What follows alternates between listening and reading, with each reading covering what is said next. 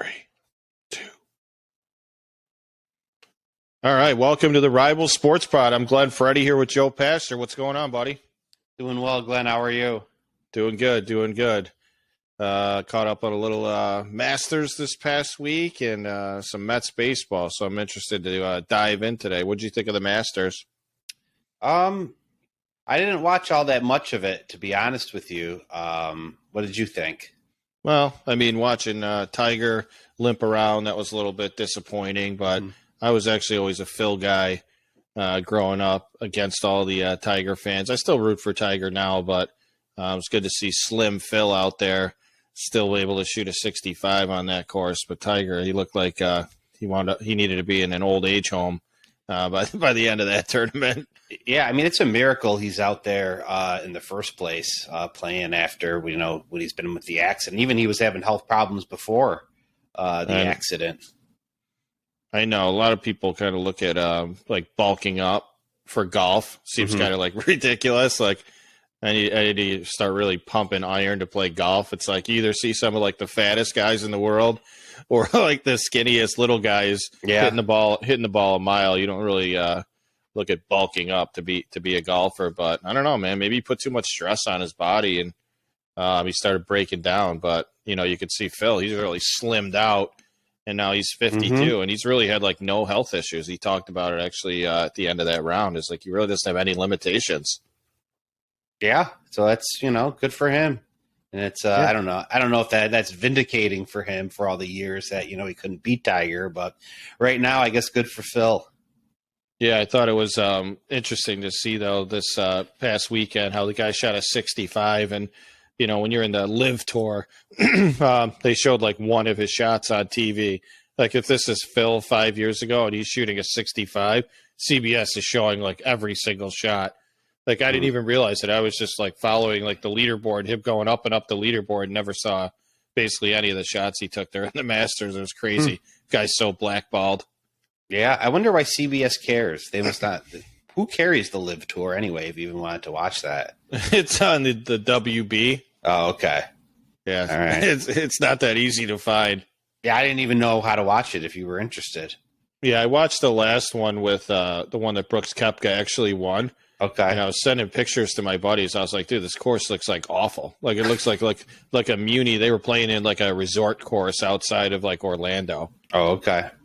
Yeah, I was like, these guys could wind up playing at like Durand Eastman with the Live Tour one of these days. That's funny. I don't know. They had a good showing in the Masters, though. Patrick Reed, Mickelson, and Brooks Koepka all finished in the top 5, so they kind of shut up all the haters that they're not playing competitive golf when they had a good showing there.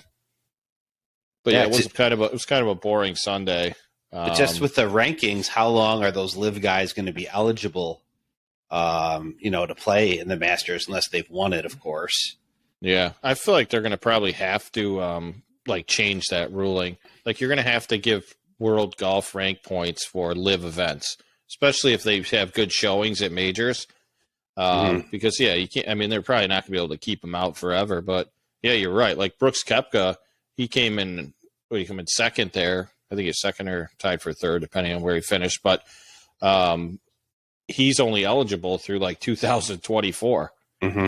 I mean, and he's like won multiple majors. Like it just wouldn't, I don't know, it just wouldn't feel right if like those guys aren't even eligible to play in the majors. Yeah. And I feel even more sympathetic to him after watching the thing on Netflix. Have you watched that series? Yeah, he was really banged up. Yeah. It is a pretty cool series. What's it called again? Full Swing. Full Swing. Yeah. I only saw the first few episodes, but it's really cool to really personalize the players, and you get to know them better. Oh yeah, what was the other dude's name that just was like a sick golfer, but he just doesn't really care that much? I didn't get that far. Okay, yeah, I forget. God, I don't know why I lost his name off the top of my head, but yeah, no, it was a good special with Fitzpatrick and yeah, Koepka, dude. I mean, if you're not healthy, dude, it's tough to compete with those guys on tour. They're in pretty insane shape. So.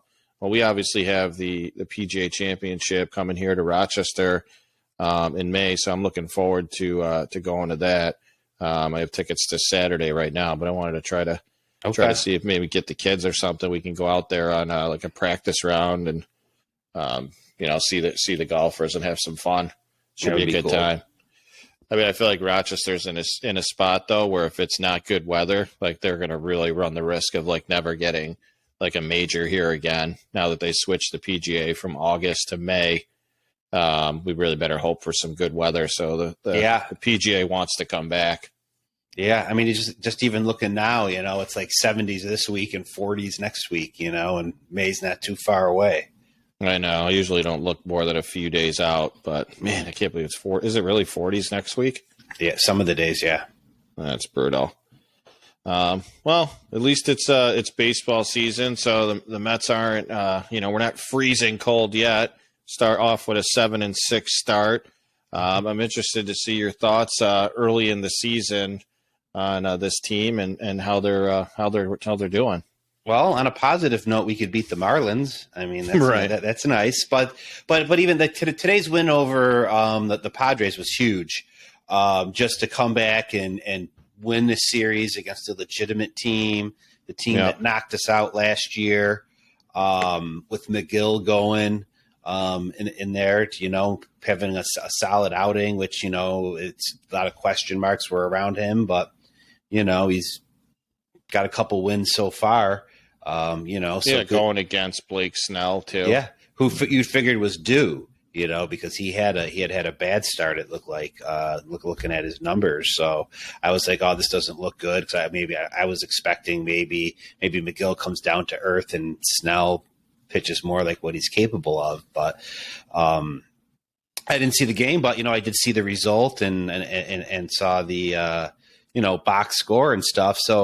So that's good, trending in the right direction. But, again, you see Nito in the lineup, and it's almost like if you want to know what it was like when pitchers used to hit, watch the New York Mets when Thomas Nito was playing. Because what do I always say about him? He's an excellent bunter.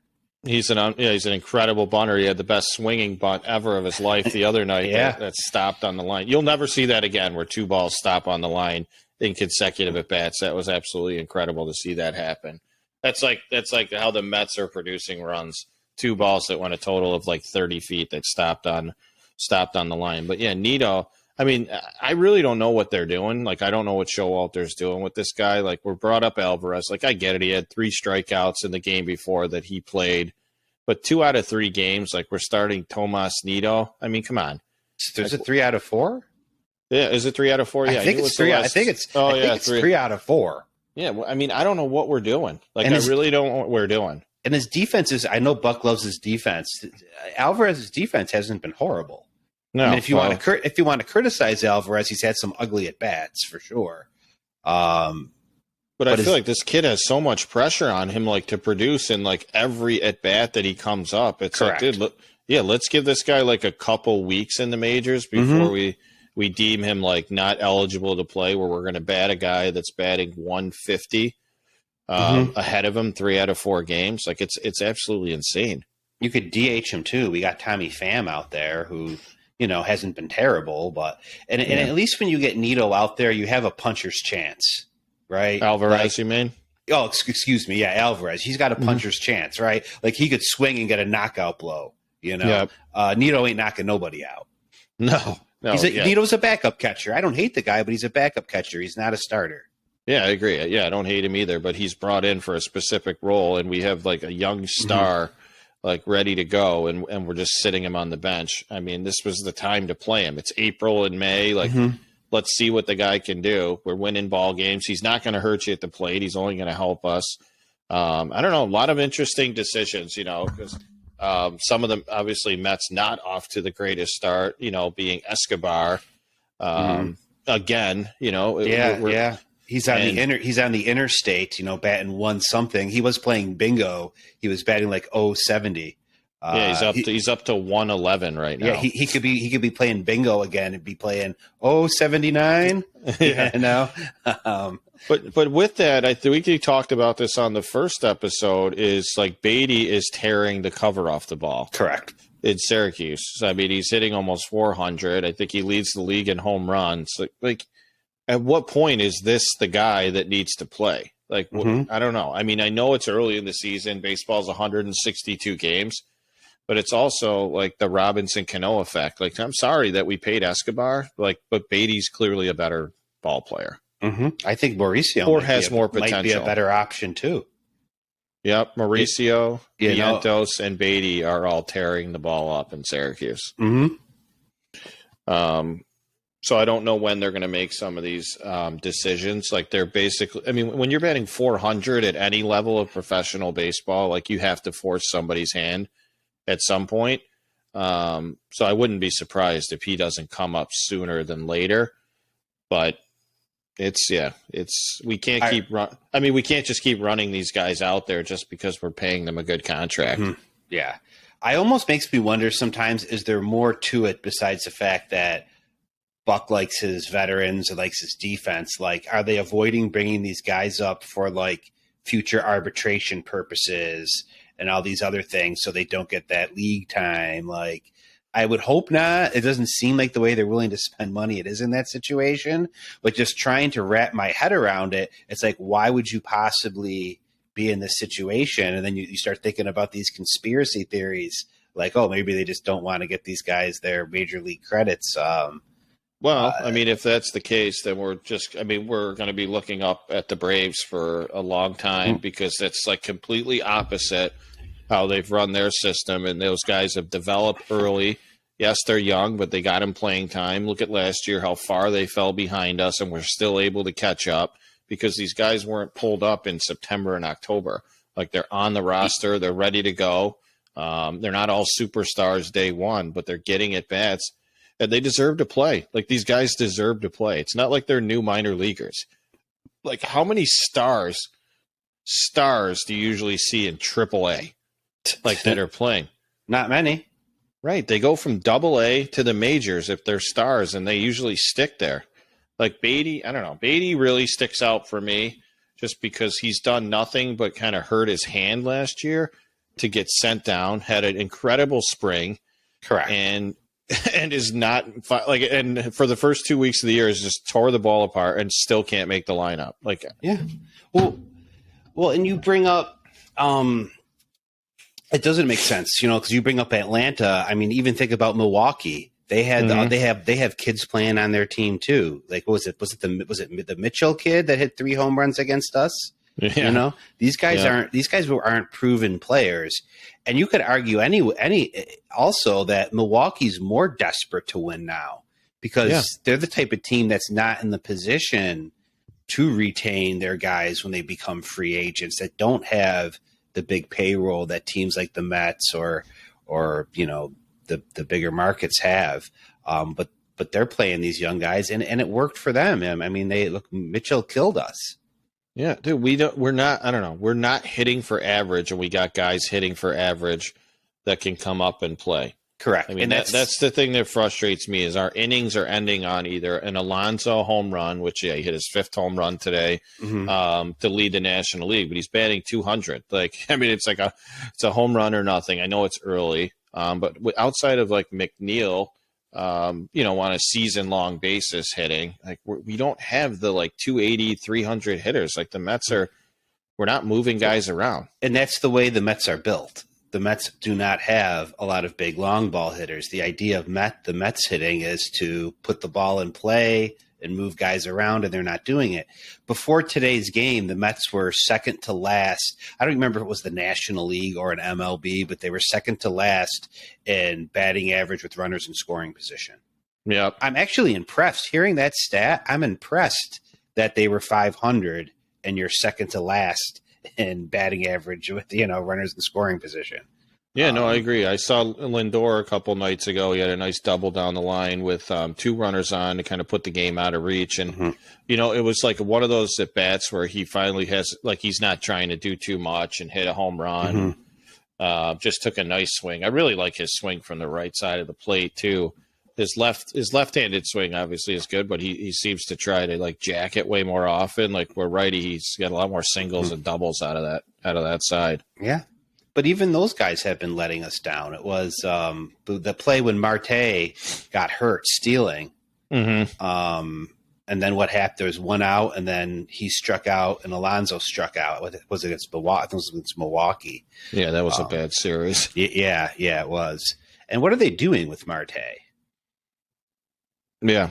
Like, why isn't he on the injured list already if he can't play? He should be. I know. And then, hello, that solves your problem. If you don't want to cut somebody, I get you don't want to get rid of Escobar or whatever. This is the perfect opportunity to bring somebody up. Yeah, no, I agree. I think it's got to happen. It's got to happen soon.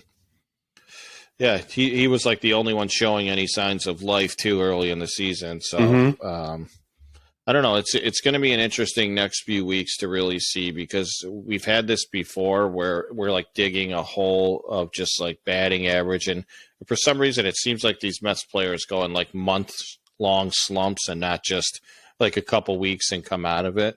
But yeah, everybody's kind of starting off slow. I mean, I think we're fortunate to be 7-6 with really the way Nimmo started out the year. Lindor's coming on a little bit lately. But having to deal with Nito being the starting and Canna not really hitting. It's he had one good game. Thank God for Tommy Fan early in the season. one big game. Yeah.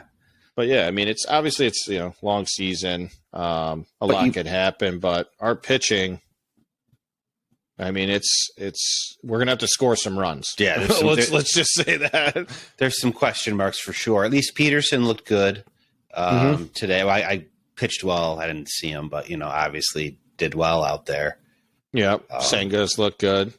Look incredible. Yeah, I mean, definitely have something there. Definitely have something there special with Senga. He could easily end up being the best pitcher by the end of the season. Yeah, Scherzer, nice bounce back start. That was huge, but obviously we got a world of hurting with Cookie Carrasco. Oh, yeah. One bad start. You get a little nervous. 2 bad starts. I mean, now he has to pitch a good game in his next outing. I wonder if he's going to be the guy that can't pitch with the pitch clock. Maybe because his velocity's way down. Maybe he just can't keep that pace up. Yeah, I saw a thing today about the pitch clock where they were talking about the loss in beer sales, and teams are estimating to lose $1.5 million per team. Based on the speed of game. So they're changing it from the 7th to the 8th inning for a lot of these teams. Okay. So where you could serve beer from. I think it was your brother that posted on Facebook that he went to get an ice cream or whatever at the game and missed 3 innings. Well, that guy eats a lot of ice cream. Or I don't know what it was. But, yeah.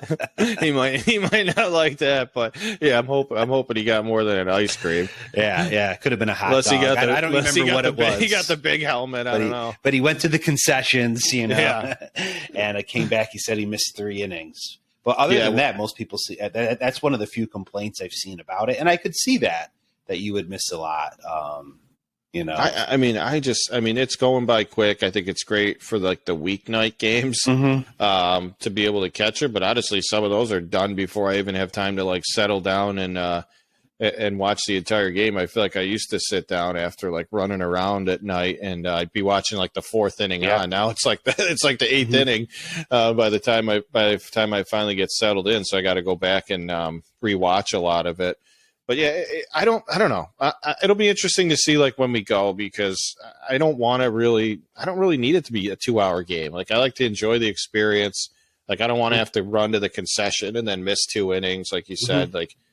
I don't know. Most fans, I don't think, are super excited about how quick the games are when you're there. Maybe when you're watching it on TV, it's cool. Yeah, the pace of the game is cool on TV. But again, that you're saying, I like to do stuff sometimes. It's a 162 game season. So sometimes if I either have the game on and I'm doing things, or I'm listening to it, with the earbuds or whatever. And it's a lot different listening to it now than it was in the past. I think it's good. I think what's underestimated is going to be later on in the season. When these pitchers are pitching in huge games, when you're 1 game out of the wild card and, there's 4 games left in the season and guys are on a pitch clock having to rush the game, how it's going to be. I mean, maybe they'll be settled in at that point, but I don't know. I feel like that's what the excitement about baseball is. Like when you're in a pennant race and every pitch matters for like 20 games straight. Like, do you really need to rush that game to try to get it over with? Mm-hmm. So it's cool now in April, like when people just want to get the games over. But I don't think the fans are going to have the same reaction when like Scherzer's rushing. Well, maybe he's a bad example because that guy could probably throw 10 pitches in 15 seconds. But when pitchers are just going to have to rush, and you could truly see like that they're gassed just from like the atmosphere and like the emotion of the game and having to pitch fast. I don't know. I think it's going to be different towards the end of the year. But what I don't want to see, though, is 3.5-hour games. Yeah. And maybe it will be good for the playoffs because, one detractor from watching playoff baseball is they're on so late during the week. Right. Yeah. I mean, we'll see. I don't know. I was almost thinking like, is the clock like too fast? Like, could they extend the clock out or like 25 seconds or something? Yeah, instead of 20? just as it gets like towards the end of the year or in the playoffs, things like that. Because I don't know. I don't want to see pitchers rushing to try to beat the pitch clock during a big moment. I don't know. I don't. It's just not baseball to me. It's fine if you want to speed them up, but really, we're speeding up the game. So if we're speeding up the games, like I think the extra innings of putting the guy on second base should be gone completely. Like if the games are faster, why do we need to like speed up extra innings also to get it over with as well? Like that completely changed the game. For me, that one was a huge mistake. Like speeding up the pitcher doesn't change the game completely. Putting a guy on second is like softball rules. It is weird. Yeah, well, it is. It's a high school rule. Slow pitch, fast pitch softball. I think baseball does it too. The international. They don't do it in high school. After baseball. 10 innings, they don't start. They played an 11-inning game the other night, and they didn't do it. Yeah, I guess it's just softball because softball definitely does it after 10 innings. The last out starts on second base. Yeah, but they also haven't put stuff in place to speed the game up as well. It's a little different. So if you got your 2.5-hour game, do we need to start the 10th? It's not even like it's like the 13th inning. Mm-hmm. Like it's literally the 10th inning. Like the first extra inning, we're already providing an advantage to the offense to try to end the game. Correct. Also in high school, they do it because most places don't have lights. And if you're that deep in the game, and you don't have lights, you need to get that game over with. Yeah. I don't know if it sounds like the crotchety old fan or things like that, but I don't know. I can't imagine there's a large percentage of people that like love that rule. And then people are talking about like season ticket holders. I'm like, dude, if you're a season ticket holder, like you're perfectly fine with the rules the way they are. You bought season tickets for a reason. Like you're not looking to speed up games. You're not looking to end the game early on because they put a guy on second. I don't know. Yeah, I don't really care for the runner on second much. I do like the pitch clock so far, I will say, but and the throwing over to first, that's been interesting. Yeah, it hasn't really been too many problems with that. No. Well, there's been a few like humongous leads at first after. After they've thrown over twice, which I guess they kind of know the rule. They could still throw over if they can get him out. But, yeah, it's like guys are getting, like, running starts on some of these things. Yeah. Yeah, I don't know. But, yeah, I would say, for our Metsies, decent start to the year. A couple cold showings early against Milwaukee, but won the other series. We're 7-6 heading into second or third week of the year. Not a bad start. Yeah, and it's really amazing that we're really doing it without like a true number 5 hitter.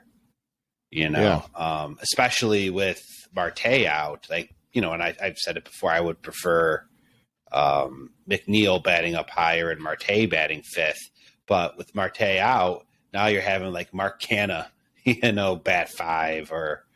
Whoever else they might be that night. And, Well, I saw a thing that was like how many $350 million payrolls like would have a Thomas Nido as a catcher. Mm-hmm. Or no number 5 hitter. You have no DH. DH. I mean, maybe Vogelbach is a stretch of a left-handed DH, but certainly not a right-handed DH. One pitcher getting paid that's pitching. Mm-hmm. Yeah. It definitely doesn't look like a $350 million roster right now. No, it's crazy how much things have changed from, the winter to now. I know. Yeah, changes quickly in baseball. It's not exactly the start that we wanted to see, and also didn't want to see the Texas Rangers sitting at the top of their division through Correct. 11 games as well. Yeah, I mean they're one game above 500, right? They're not running. No, they're 7-4. They're 7-4 now. Oh, they are 7-4. Okay. Yeah.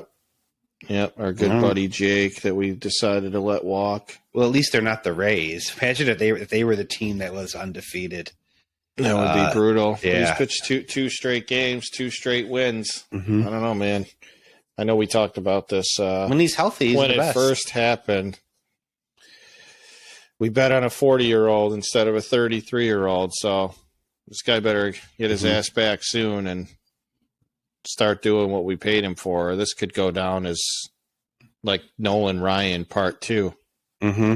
And he didn't want to be here though.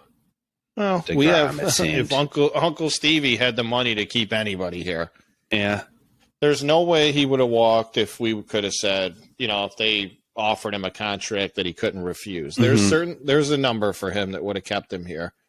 I don't know. I got the ghosts of letting Derek Jeter walk out of the building starting to creep in. We'll see what happens as this year goes along, but yeah, maybe it's going to be like the curse of DeGrom. Oh God. That would be bad. He did have 11 strikeouts and 9 strikeouts in the last game also. Hey, when he's healthy, he's the best. I know. Why did we let this guy walk? I don't know. It's unbelievable. Yeah. It really is unbelievable. We went with 2 40-year-olds over a 33-year-old Jacob deGrom. Mm-hmm. 7 years from now, this could be like the most ridiculous statement ever. That we really let this guy walk at 33 years old. It could be and worse. He was part of our farm system. Correct. It could be worse than the Lenny Dykstra trade.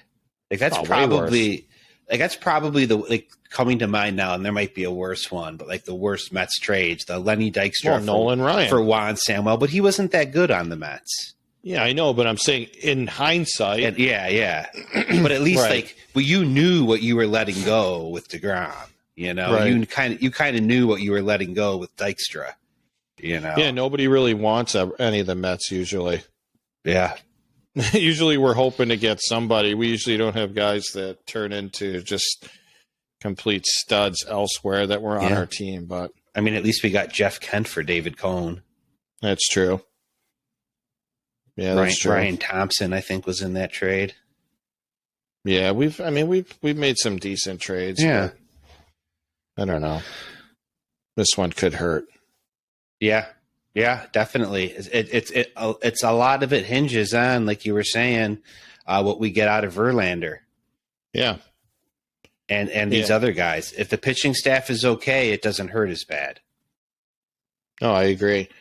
Well, next we got a weird road trip now, heading out west, heading out to Oakland, L.A., San Francisco. So we'll see what we're made of on this road trip. 9-game series. We go 5-4, 6-3. I always consider that a win when we're going on the West Coast trip. Especially because the A's aren't nothing to really worry about, but obviously the Dodgers and Giants are tough. Right. Yeah, I'm trying to figure out, when do you think Verlander is going to make his debut?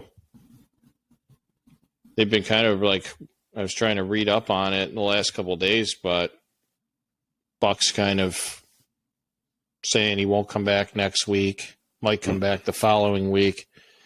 I mean, this turned into if it was a playoff game, he would have pitched, to now we're out for a month, basically. Yeah. Yeah. Is he back? Is he back by the end of the month? Possibly. They said he's not going to pitch this week. Mm-hmm. and probably not next week. So probably not until they get home, until they come home again. I don't know, man.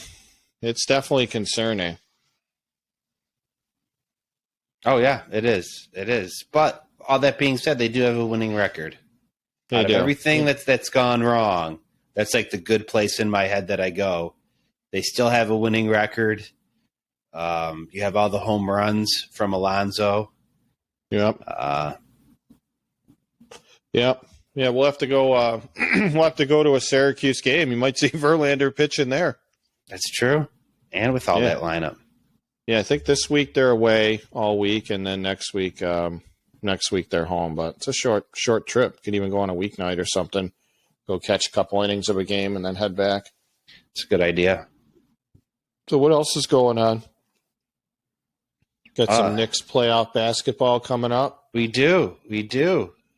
Number 4 versus number 5. I like how they're talking about it as, maybe the Knicks could pull an upset against the Cavaliers.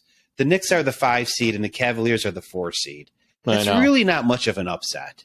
Like, if you're the number 5, you should be able to beat the number 4. If you're the number 2, you should be able to beat number 1. It's not like it's like number 6 beating number 3 or something, which is a little more of an upset.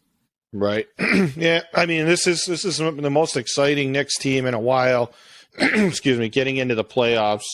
Obviously with the Brunson acquisition has just been enormous all year, and Randall getting back to actually wanting to be part of the Knicks this season. So I don't know. I definitely like their chances in round 1. I think the Knicks have actually become a team that nobody wants to play. So we'll see what happens. A little excitement back in the Garden. Yeah, Randall's going to be the big X factor coming in to see what they get out of him in the playoffs. And yeah, Brunson is just not only for his performance, but to have that veteran presence that they're lacking will be nice. And RJ Barrett to see what he could do.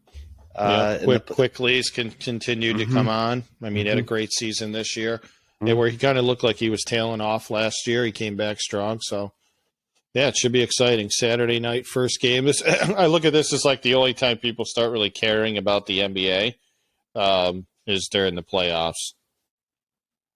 I mean, it's tough. It is, especially with all the load management. Did you see the Zion comment today? I did not. I don't even know if I want to know, but what did he say? Oh, he basically, I mean, if Michael Jordan ever heard this comment, he basically said that he's healthy, but before he's ready to play, he has to get back to being Zion, but he's healthy enough to play. What does that even mean? It means you're soft, I would think. And he has to get back to being Zion. He was like, I have to get back to being Zion. And I was like, this guy. Yeah, you got to go listen to the clip. But basically he goes, physically, I'm good. Like, I'm healthy. But I need to get back to like being Zion. And he's like, what does that mean? Like, you don't want to help your team win ball games? Like, the playoffs are coming and this guy's not going to play when he's telling his entire team that he's healthy. I'm like, they must hate this guy. They have to. You have to. Could you imagine that? No. Imagine Jordan being like, yeah, I'm going to sit out. I don't feel like MJ, even though I'm healthy. Dude, and as much as you want to people wanted to criticize Shaq for not working that hard, like Shaq would never say that. No, none of them will. Yeah. Even as much as I can't stand LeBron. I mean, LeBron, dude, you're talking the playoffs. This guy's not playing. I don't know. He makes it even sweeter for us being Syracuse fans that this is the 1-year wonder at Duke and all these exciting high school dunk tapes that he made. But so far, his NBA career has been a straight flop. It has. He missed a lot of time this year. He's missed pretty much his entire career. Yeah. So, I don't know. We'll see what happens, but it doesn't look like he's going to step on the court in the playoffs. So, it'll be interesting to see. But yeah, that's all I really got tonight, my man. You got anything else? Merger between the WWE and UFC. Oh, yeah, it's a pretty big one. Multi-billion-dollar deal there, which is was it $9 billion or something? Yeah, 9 to 12 billion estimated. It's pretty incredible. I mean, from what the WWE started it to be a $9 billion entity now. Yeah, I think Vince bought it from his dad for $1 million. Yeah, he probably got a good deal, hometown discount. Turned it into what he did. But even you think about it, what are the Cowboys worth? That's true. Well, you look at too, they just had WrestleMania. There were a lot of celebrities on there. Like Snoop Dogg was on. Yeah, he saved the day. I saw. Yeah. Who else was? Pat McAfee had a match, and there was some interference with from George Kittle. Yeah, I saw that. Well, what was Snoop? Oh, yeah, Snoop was because Vince's son blew out his knee or something. Blew out his knee unexpectedly, so the spot was ruined. And so then he saved the day. But that's the thing about wrestling too, though, is a lot of times those guys blow their ACLs and tear quads and they finish the match, which is the weird thing about wrestling because people want to call wrestling the fake sport. But stuff like that happens. People finish with broken legs and stuff like that all the time because, the quote unquote show must go on. And it will ruin the scripted story if things don't play out the way it is. But that's the fake sport. In the real sport, if someone, hurts their ACL or if you're Zion, you just don't play because you don't feel like it. It's just the weird thing. And it's just it's why when people say wrestling's fake, it's I get that. The result is predetermined. I just don't know if fake is the right word for what these guys are doing. Dude, I heard they might start legalizing betting on WWE. Yes, they might, that just sounds like such a bad rabbit hole because as much as you keep that secret, something could get out there. Well, I just think it'd be incredible to have The Rock minus 3,000. It's when he's going to win the match. But you don't know. The champion now is Roman Reigns, who's been champion for I think they want to get him to 1,000 days as champion. Now they're saying, but everyone thought he was going to lose to Cody Rhodes, Dusty Rhodes' son on WrestleMania, and he did it. And wrestling fans were mad because they're sick of Roman at this point. Kind of after a while, people got sick of Hogan. Yeah. You never do really know what they're going to do, especially now that Vince is back involved, because before the merger, he kind of was out of the creative because there was some sex scandals of him, paying women. Kind of a strange dude. Yeah. And now I guess he's back into the creative department that he wasn't before. So maybe if only he knows and the guys know, they can keep it secret for the betting. It's going to be incredible to pick an upset in WWE, though. Yeah, it will. Yeah. I had a freaking nice wager on Brooks Koepka in the Masters, 50 to win 850. Choke artist. He was winning, wasn't he? Yeah, he was winning. Yeah, he was up 4 strokes going into the last 2 rounds, but he choked it away. But yeah, the WWE on FanDuel could be interesting, that's for sure. Yeah, it is. Just something else to bet on. That would have to help its popularity. It's pretty damn popular now. It is. I don't feel like it's as big as it was, though. You bring up Rock and Austin and those guys. Mm-hmm. I don't feel like it's as popular as it was back then. Seems like there's a lot of competition now. I know there's rival, wrestling things. I don't follow it too closely, but I know there's a lot more rivals than there were in the past. Plus, UFC is a huge rival. I mean, I know they're now in the same company, but some people are just straight UFC guys. I did see that fight. That was pretty cool, the Israel fight. Did you? The other night, yeah. That's definitely going to go to a part 3 after they split now the rematch fight. So that was pretty cool. Yeah, it's really impressive how the UFC has all of these pay-per-views for $80. I know, every month. And people buy it. They're every week, aren't they? Yeah, but the main ones, are just every month, how they used to do, wrestling and things like that. But yeah, they either buy it or they stream it somewhere illegally. Who the heck knows?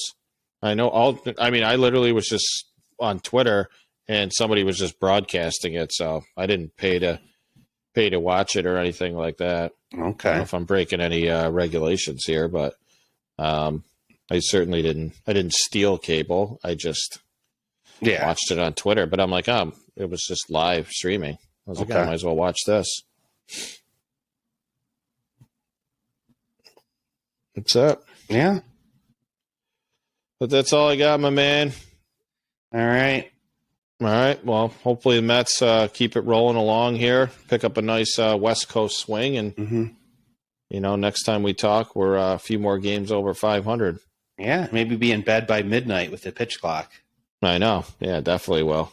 Quick games. We'll probably actually see some of these West Coast swings. I know. Nice. All right, big guy. All right, man.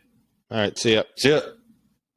Thank you for listening to Rivals Sports Pod. Please make sure to like and subscribe on YouTube or wherever you listen to your podcast. You can also email us at rivalsportspod@gmail.com with any topics, ideas, or questions.